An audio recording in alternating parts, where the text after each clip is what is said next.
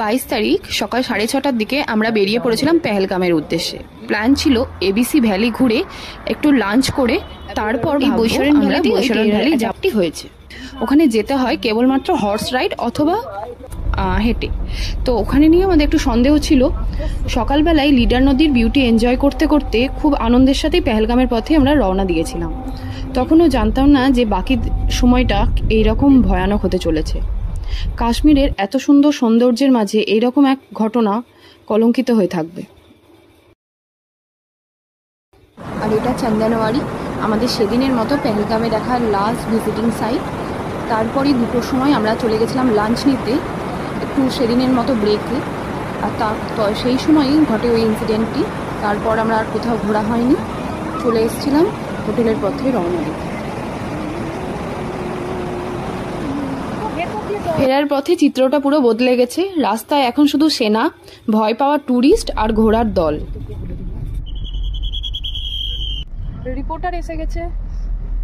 পেহেলগামে আমরা ABC valley ঘুরে Baisaran valley horse রাইডের জন্য ভাবছি যাবো কি যাবো না। হোটেলে খাচ্ছি, হোটেলে ভীষণ জোরে আওয়াজের পর হোটেলের শাটার বন্ধ করে দিচ্ছে। আমাদের ড্রাইভার বললো যে তাড়াতাড়ি হোটেল থেকে বেরিয়ে পড়ো।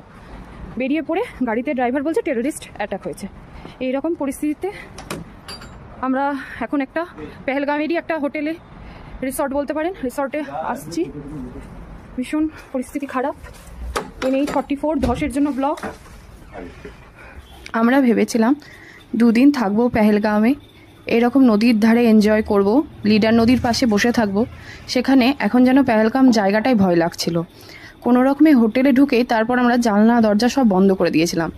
প্রকৃতি দেখার পরিবর্তে সবসময় মনে হচ্ছে আওয়াজ আসছে, অ্যাম্বুলেন্সের আওয়াজ, আর্মির আওয়াজ।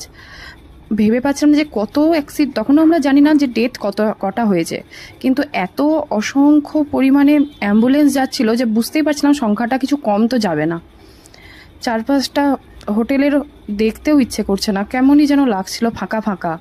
আমরা কেবলমাত্র একটা বেলা কাটিয়ে বিকেল থেকে রাত্রি অবধি থেকেই সকালেই একদম রওনা দেব জম্মুর উদ্দেশ্যে।